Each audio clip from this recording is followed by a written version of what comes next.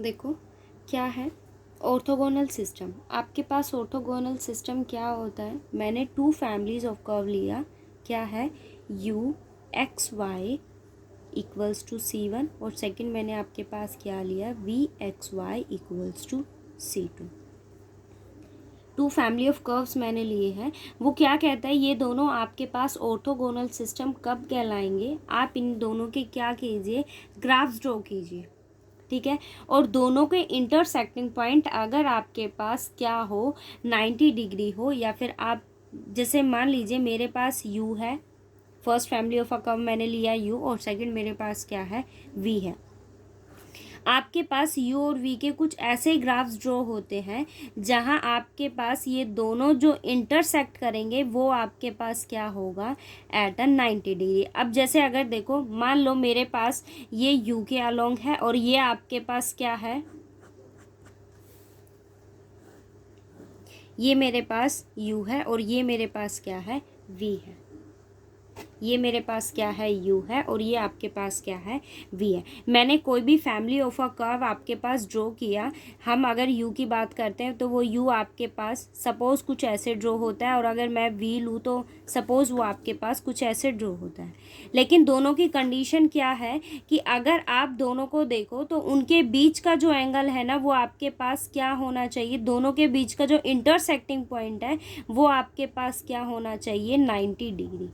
उनका जो intersecting point है वो आपके पास क्या होना चाहिए, 90 डिग्री होना चाहिए। तो हम क्या कहेंगे कि ये दोनों टू कर्व्स ऑफ फैमिली आपने ली है वो कैसी है, ऑर्थोगोनल सिस्टम है, ठीक है। अगर हम बात करें कि ये आपके पास u है और ये मेरे पास क्या है, v।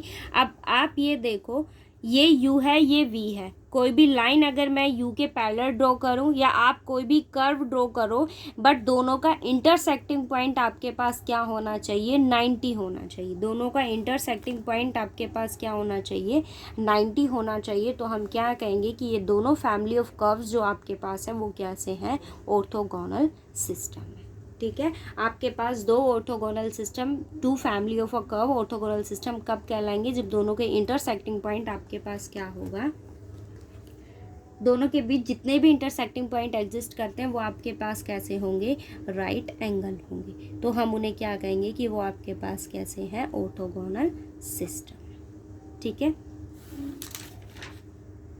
देखो क्वेश्चन देखो क्या कहता है, if F of Z you plus iota V is analytic in a domain D पर। मुझे ये शो करना है दी कर्व यू आपके पास क्या है, कांस्टेंट, एंड वी आपके पास क्या है, कांस्टेंट। क्या फॉर्म करेगा, ऑर्थोगोनल फैमिलीज फॉर्म करेगा। ऑर्थोगोनल फैमिली आपके पास होती क्या है कि आप फैमिली ऑफ कर्व जो लोगे उनका इंटरसेक्टिंग पॉइंट आपके पास क्या होना चाहिए, 90 डिग्री होना चाहिए। दोनों का इंटरसेक्टिंग पॉइंट आपके पास किस पर होना चाहिए, 90 पर होना चाहिए। देखो आपको फंक्शन कैसा गिवन है, एनालिटिक गिवन है, और जो वो कर्व आपको दे रहा है वो कैसा है, u भी कांस्टेंट है, v भी कांस्टेंट, और शो करना है कि दोनों क्या फॉर्म करने चाहिए, ऑर्थोगोनल फैमिलीज। मुझे u कैसा गिवन है, u कैसा गिवन है, कांस्टेंट है। u किसका फंक्शन होता है, एक्स वाई का। कोई भी कांस्टेंट गिवन है, मैंने उसको क्या ले लिया, c1। v आपके पास किसका फंक्शन होता है, एक्स वाई का, उसको भी किसका नाम दे दिया, c2 का नाम दे दिया। ये u है, एक्स वाई का है, v भी आपके पास एक्स वाई का फंक्शन है, बट दोनों की वैल्यू आपके पास क्या है, कांस्टेंट है। मैंने क्या किया, डिफरेंशिएट किया इसको with respect to x। Differentiate कीजिए, u का derivative with respect to x, फिर हम क्या करते हैं, total derivative with respect to x dx over dx, plus curly u over curly y का डेरिवेटिव। u किसका फंक्शन है, x और y, तो पहले x के रिस्पेक्ट में फिर y, so dy by dx equals to 0।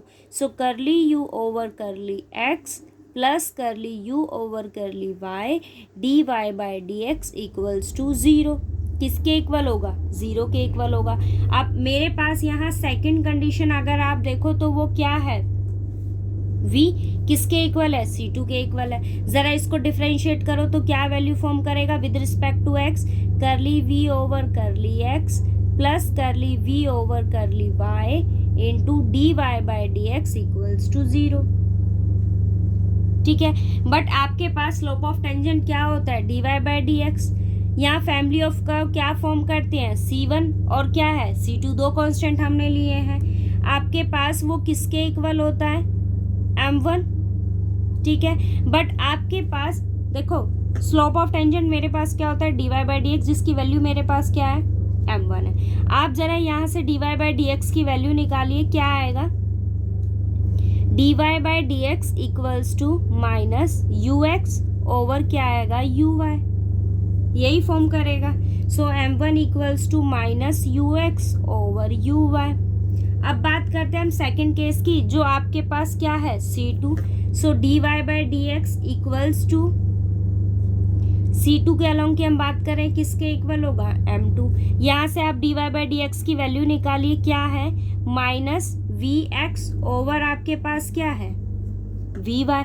अब आपको पता है ऑर्थोगोनल स्लोप ऑफ टेंजेंट आपके पास ऑर्थोगोनल कब होता है, जब दोनों का प्रोडक्ट आपके पास क्या फॉर्म करता है, -1। आप दोनों को लीजिए, एक मेरे पास क्या है m1 और सेकंड आपके पास क्या है m2। आप दोनों का प्रोडक्ट लीजिए, क्या है m1 इंटू m2। आपके पास m1 की वैल्यू क्या है, माइनस ux ओवर uy और इंटू मेरे पास क्या है, माइनस vx ओवर आपके पास क्या है, vy, ठीक है। अब फंक्शन मुझे कैसा गिवन है, स्टेटमेंट में देखो आपके पास जो f ऑफ z है वो कैसा गिवन है, एनालिटिक गिवन है। एनालिटिक है, इट मीन्स आपके पास वो CR इक्वेशन को सेटिस्फाई करेगा।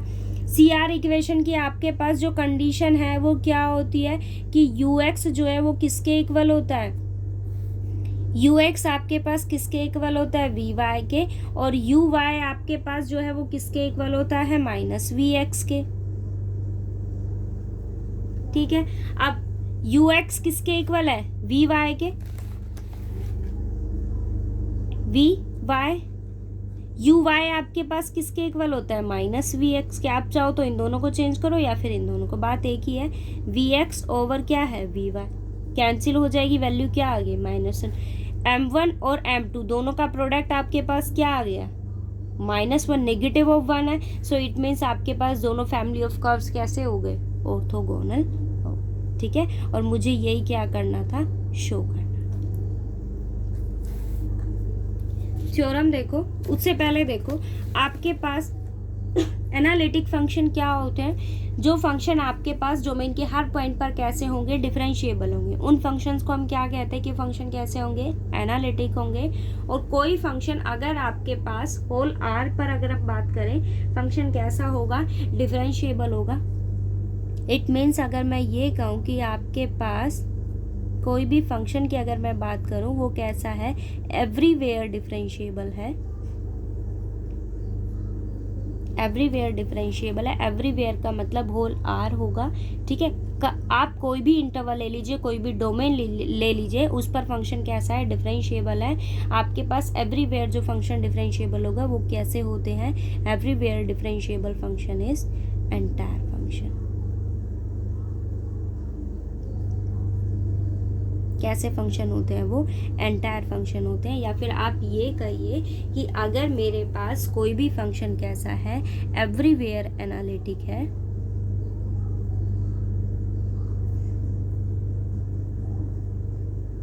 एनालिटिक का मतलब क्या हो गया, वो हर जगह फंक्शन आपके पास कोई भी डोमेन ले लीजिए, कैसा होगा, डिफरेंशिएबल होगा। तो वो फंक्शन कैसा हो जाएगा, एंटायर फंक्शन हो जाएगा, ठीक है। अब जैसे आप ले लीजिए x है, हर जगह डिफरेंशिएबल होता है, डेरिवेटिव एग्जिस्ट करेगा आपके पास। इस फंक्शन को कहीं प्रॉब्लम नहीं होती, फंक्शन कैसा हो गया, एंटायर फंक्शन हो गया। उसने आपसे ये नहीं पूछा कि उसका डेरिवेटिव कितने टाइम्स एग्जिस्ट करता है, हम सिर्फ बात करें फंक्शन की डिफरेंशिएबिलिटी की, और उसका डेरिवेटिव आपके पास एग्जिस्ट करता है, हर जगह एग्जिस्ट करता है, इसको कहीं प्रॉब्लम नहीं है। हाँ, अगर आप ये कहो कि मैं अगर यहाँ limit x tends to infinity approach करवाऊँ तो केस अलग होगा आपके पास, ठीक है। इन्फिनिटी पे तो फंक्शन डिफाइंड ही नहीं होगा, उस केस में हम डिफरेंशिएबिलिटी की कंडीशन नहीं करवा सकते।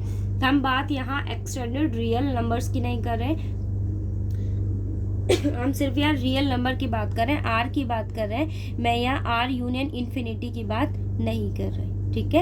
एक्सटेंडेड रियल नंबर की बात नहीं करी, एक्सटेंडेड कॉम्प्लेक्स नंबर की मैं यहाँ बात नहीं करी, हम सिर्फ यहाँ बात कर रहे हैं फंक्शन की डिफरेंशिएबिलिटी ऑन आर पर, हम यहाँ इसकी बात नहीं कर रहे। और x जो है वो आपके पास एवरीवेयर डिफरेंशिएबल है, इसकी डोमेन आप कोई भी डोमेन ले लीजिए, इसको कहीं कोई प्रॉब्लम नहीं है, हर जगह फंक्शन डिफरेंशिएबल है। इट मीन्स x आपके पास कैसा हो गया, एंटायर फंक्शन हो गया। जो फंक्शन आपके पास एवरीवेयर डिफरेंशिएबल होगा वो फंक्शन कैसा होगा, एंटायर फंक्शन होगा। ठीक है, अब देखो बात करते हैं हम और जो फंक्शन आपके पास एनालिटिक होते हैं ना, जो फंक्शन आपके पास कैसे होते हैं, एनालिटिक होते हैं,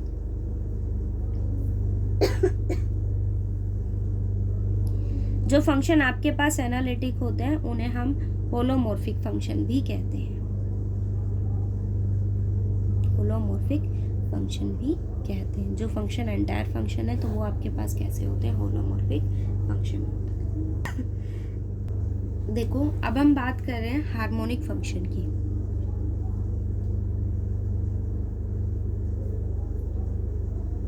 हार्मोनिक फंक्शन आपके पास वो होते हैं, सबसे पहले देखो हार्मोनिक फंक्शन को अगर मैं सिंपली लैंग्वेज में कहूँ तो आपके पास वो फंक्शन होते हैं जो आपके पास लाप्लास कंडीशन, सॉरी जो आपके पास लाप्लास इक्वेशन को क्या करते हैं, सेटिस्फाई करते हैं। ठीक है, लाप्लास इक्वेशन को जो सेटिस्फाई करेगा वो आपके पास कैसा होता है, हार्मोनिक फंक्शन होता है। यहाँ आपके पास कोई भी फंक्शन हो, अगर मैं यहाँ u और v की बात कर रही हूँ तो वो आपके पास किसके फंक्शन होते हैं, x और y के फंक्शन होते हैं। इन x और y फंक्शन के पास हमेशा क्या एग्जिस्ट करना चाहिए, पार्शियल डेरिवेटिव एग्जिस्ट करना चाहिए। कितने ऑर्डर का, 2 ऑर्डर का।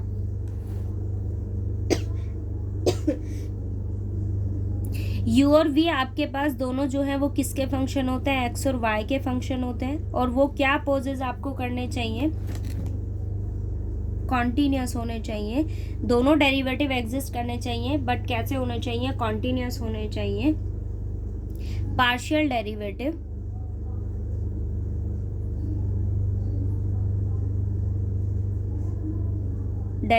होने चाहिए, दोनों के एग्जिस्ट करने चाहिए आपके पास, बट कैसे होने चाहिए, कॉन्टिन्यूस होने चाहिए। पार्शियल डेरिवेटिव्स आपके पास उसके होने चाहिए, but up to second order.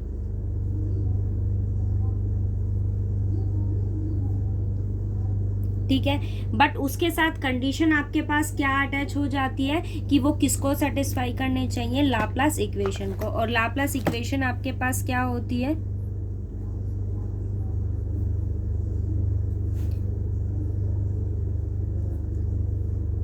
X square plus करली 2u over curly y square equals to 0। अगर मैं यहाँ u और v की बात कर रही हूँ, it means u double derivative with respect to x, u double derivative with respect to y, sum equals to 0। और अगर मैं यहाँ v की बात करूँ, सो करली 2v over curly x square plus करली 2v over curly y square equals to 0। अगर हम यहाँ किसी f फंक्शन की बात करें, f हो आपके पास, फाई हो, एक्स वाई जेड जो भी हम फंक्शन की बात करें, तो वो आपके पास हार्मोनिक फंक्शन कब कहलाएगा, जब वो किसको सेटिस्फाई करेगा, लाप्लास इक्वेशन को सेटिस्फाई करेगा। तो हम उसको क्या कहेंगे कि फंक्शन आपके पास कैसा है, हार्मोनिक फंक्शन है। कंडीशन क्या होनी चाहिए कि वो पॉजेस करना चाहिए continuous partial derivative up to second order. Second derivative exist करेगा तभी तो हम ये कहेंगे ना कि इसकी कंडीशन दोनों का सम आपके पास क्या होगा, 0। ठीक है,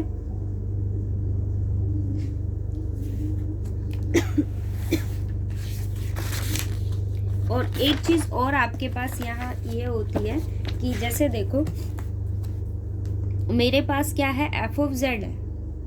एफ ऑफ जेड की वैल्यू आपके पास क्या होती है, यू प्लस आयोटा भी होती है। और अगर मैं जेड की बात करूँ तो जेड आपके पास क्या होता है, एक्स प्लस आयोटा वाई होता है।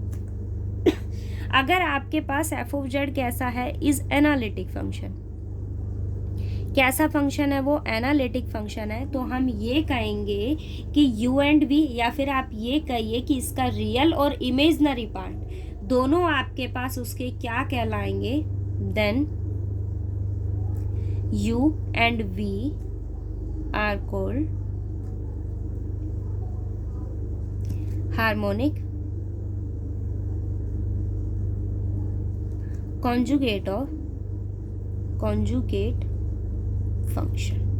ठीक है, दोनों आपके पास क्या कहलाएंगे, हार्मोनिक कॉन्जुगेट फंक्शन कहलाएंगे। इट में देखो सबसे पहली कंडीशन हार्मोनिक की होती क्या है कि वो लाप्लास इक्वेशन को सेटिस्फाई करना चाहिए। सेकंड ऑर्डर डेरिवेटिव उसके पास कॉन्टिन्यूस होना चाहिए और एग्जिस्ट करना चाहिए। वो ये कहता है कि अगर आपके पास f of Z you plus iota v है, कैसा होगा, अगर एफ ऑफ जेड एनालिटिक है तो हम ये कहेंगे कि यू और वी रियल और इमेजनरी पार्ट आपके पास उसके क्या कहलाएंगे, हार्मोनिक कॉन्जुगेट फंक्शन कहलाएंगे। ठीक है, इट मीन्स अगर आपके पास फंक्शन एनालिटिक है बट यू और वी, मतलब अगर आपको फंक्शन कैसा नहीं गिवन है, एनालिटिक नहीं गिवन है, इट मीन्स आपके पास यू और वी उसके हार्मोनिक कॉन्जुगेट नहीं होंगे। ठीक है, और ये आपको पता है कि अगर कोई फंक्शन CR इक्वेशन की कंडीशन को सेटिस्फाई नहीं करता, अगर मैं किसी भी f की बात करूं, कोई भी फंक्शन अगर आप XYZ कुछ भी लोगे, अगर वो CR इक्वेशन को सेटिस्फाई नहीं करता, if f of z does not satisfy CR equation satisfy नहीं करता, तो ये इम्प्लीकेशन देता है कि पक्का आपके पास फंक्शन जो है वो एनालिटिक नहीं होगा, नॉट अ एनालिटिक फंक्शन। ठीक है, वो फंक्शन आपके पास एनालिटिक नहीं होगा। बट अगर मैं बात करूं कि फंक्शन आपके पास अगर एनालिटिक है तो इट मीन्स वो पक्का किसको सेटिस्फाई करेगा, CR इक्वेशन को सेटिस्फाई करेगा। ठीक है, देखो हर रिजल्ट का नेगेशन एग्जिस्ट करता है। एनालिटिक है, नेगेशन का कन्वर्स पार्ट हमेशा एग्जिस्ट करेगा। एनालिटिक है तो CR इक्वेशन सेटिस्फाई करेगी। इसका नेगेशन अप्लाई करो कि not analytic, not CR equation. Analytic ही नहीं है तो CR की कोई कंडीशन भी नहीं है। इट मीन्स मैं ये कह सकती हूँ कि अगर आपके पास फंक्शन एनालिटिक नहीं है ना, तो CR, देखो फंक्शन अगर एनालिटिक नहीं है तो मैं ये देखो, आपके पास अगर फंक्शन एनालिटिक है तो पक्का क्या सेटिस्फाई होगी, CR इक्वेशन सेटिस्फाई होगी। अगर वो CR इक्वेशन को सेटिस्फाई करता है तो हम ये नहीं कहेंगे कि आपके पास CR इक्वेशन को सेटिस्फाई करेगा तो वो क्या होगा, फंक्शन कैसा हो जाएगा, एनालिटिक हो जाएगा। क्योंकि आपके पास CR इक्वेशन कभी ये कंडीशन इम्प्लाई नहीं करता कि फंक्शन कैसा हो जाएगा, डिफरेंशिएबल हो जाएगा। हाँ, अगर फंक्शन आपके पास डिफरेंशिएबल है तो वो ये इम्प्लीकेशन देगा कि फंक्शन जो है वो किसको सेटिस्फाई करेगा, CR इक्वेशन को सेटिस्फाई करेगा। ठीक है, सारी कंडीशन से मिक्सअप नहीं होना। एक चीज़ और कि अगर फंक्शन एनालिटिक नहीं है तो मैं ये नहीं कह सकती कि CR इक्वेशन सेटिस्फाई नहीं होगी, क्या पता हो जाए। बट वो अगर CR इक्वेशन कंडीशन आपके पास सेटिस्फाई हो जाती है तो ऐसा ज़रूरी भी नहीं है कि आपके पास फंक्शन कैसा हो जाएगा, एनालिटिक हो जाएगा। CR इक्वेशन अगर सेटिस्फाई हो जाती है तो इसका मतलब ये नहीं आता कि फंक्शन आपके पास कैसा हो जाएगा, एनालिटिक हो जाएगा। अब आप कंडीशन को ज़रा ध्यान से देखिए, एनालिटिक है तो पक्का CR इक्वेशन सेटिस्फाई होगी।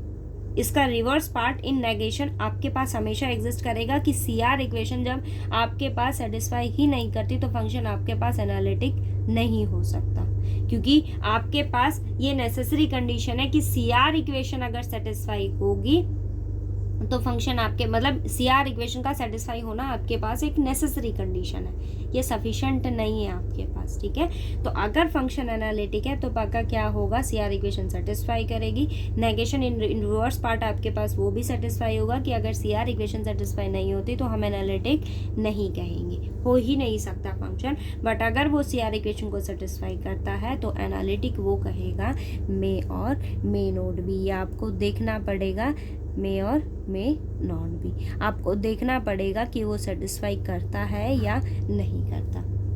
और CR इक्वेशन अगर आपके पास सेटिस्फाई होती है तो भी हम उसकी डिफरेंशिएबिलिटी की कंडीशन को नहीं कह सकते कि CR इक्वेशन अगर सेटिस्फाई है तो वो डिफरेंशिएबल होगा या नहीं होगा। बट अगर डिफरेंशिएबल है तो पक्का CR इक्वेशन सेटिस्फाई होगी, एनालिटिक है तो पक्का क्या होगा, CR इक्वेशन सेटिस्फाई होगी। ये कंडीशन आपके पास मस्ट भी है।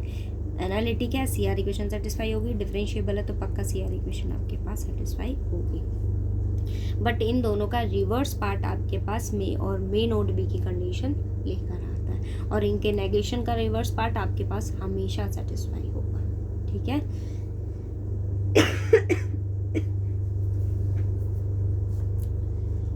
थ्योरम देखो क्या कहता है।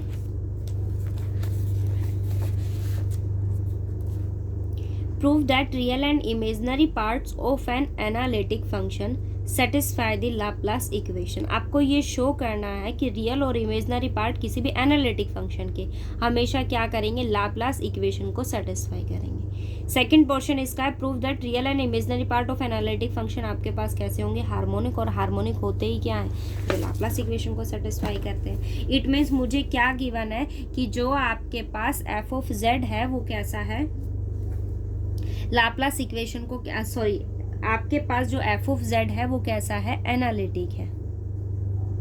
देखो कंडीशन मुझे ये गिवन है, आपको ये शो करना है, prove that real and imaginary part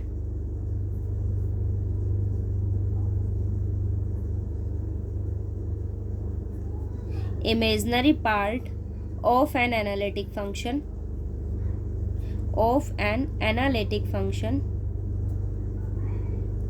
analytic function क्या करेगा, सेटिस्फाई लाप्लास इक्वेशन। ठीक है, वो लाप्लास इक्वेशन को क्या करेगा, सेटिस्फाई। अब आप जरा स्टेटमेंट को देखिए, रियल और इमेजिनरी पार्ट कैसे हैं, एनालिटिक है। रियल का मतलब क्या हो गया, आपके पास यू भी एनालिटिक है। देखो रियल और इमेजिनरी पार्ट एनालिटिक है, सो यू प्लस आयोटा भी एफ ऑफ जेड मेरे पास कैसा गिवन है, मुझे एनालिटिक गिवन है। अगर फंक्शन आपके पास एनालिटिक है तो वो किसको सेटिस्फाई करेगा, सी आर इक्वेशन को सेटिस्फाई करेगा। अगर फंक्शन एनालिटिक है तो वो पक्का किसको सेटिस्फाई करेगा, सी आर इक्वेशन को। अगर वो सी आर इक्वेशन को सेटिस्फाई करता है, इट मीन्स यू एक्स आपके पास किसके इक्वल होगा, वी वाई के, और यू वाई आपके पास किसके इक्वल होगा, माइनस हो वी एक्स के। हमेशा उस कंडीशन को सेटिस्फाई करेगा। मैंने क्या किया, फर्स्ट कंडीशन का यूज किया है, यू एक्स आपके पास किसके इक्वल है, वी वाई के इक्वल है, और यू वाई आपके पास किसके इक्वल है, माइनस ऑफ वी एक्स के इक्वल है। Differentiate it with respect to x, so U double X V X Y. ठीक है, U derivative with respect to X Y. Differentiate it with respect to Y,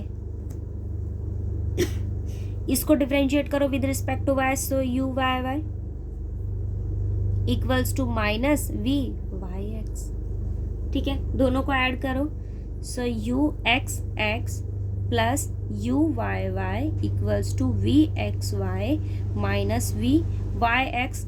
आपके पास function कैसा given है, analytic given है, मतलब उसके पास सेकंड ऑर्डर डेरिवेटिव एग्जिस्ट करता है और वो कैसा होगा, कॉन्टिन्यूस। अगर सेकंड ऑर्डर डेरिवेटिव एग्जिस्ट करता है, कॉन्टिन्यूस है, इट मीन्स आपके पास ये दोनों टर्म्स क्या होंगी, इक्वल होंगी, तो ये दोनों कैंसिल आउट हो जाएंगी। So you X X plus U Y Y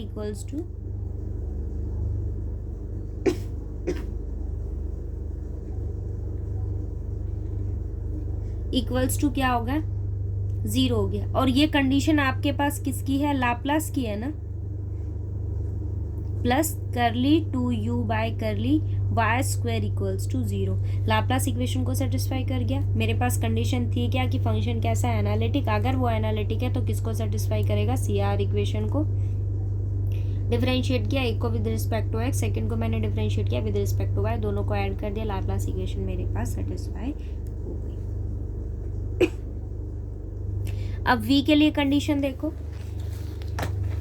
Laplace equation क्या है आपके पास, सॉरी सी आर इक्वेशन क्या है, you x equals to v Y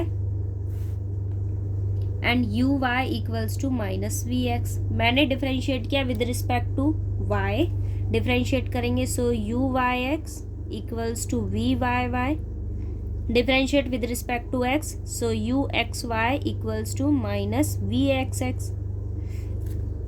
दोनों को सब्ट्रैक्ट करोगे, so v y y minus minus plus हो जाएगा, V x X equals to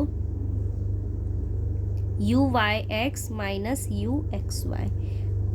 second order derivative exist करता है और कैसा है, कॉन्टिन्यूस है, दोनों क्या होंगे, इक्वल, सो ये वैल्यू 0 हो जाएगी। सो करली 2v ओवर करली वाई स्क्वायर प्लस करली 2v ओवर करली एक्स स्क्वायर इक्वल्स टू 0। देखो फंक्शन कैसा है, मुझे गिवन है कि एफ ऑफ जेड आपके पास कैसा है, एनालिटिक है। एक कंडीशन ये गिवन थी मुझे, और अगर फंक्शन एनालिटिक है इट मीन्स आपके पास u और v दोनों कैसे हो गए, हार्मोनिक फंक्शन हो गए। और मुझे यही क्या करना था, शो करना था कि अगर फंक्शन आपके पास एनालिटिक है u और v दोनों कैसे हो जाएंगे, हार्मोनिक फंक्शन। ठीक है, आज के लिए इतना ही।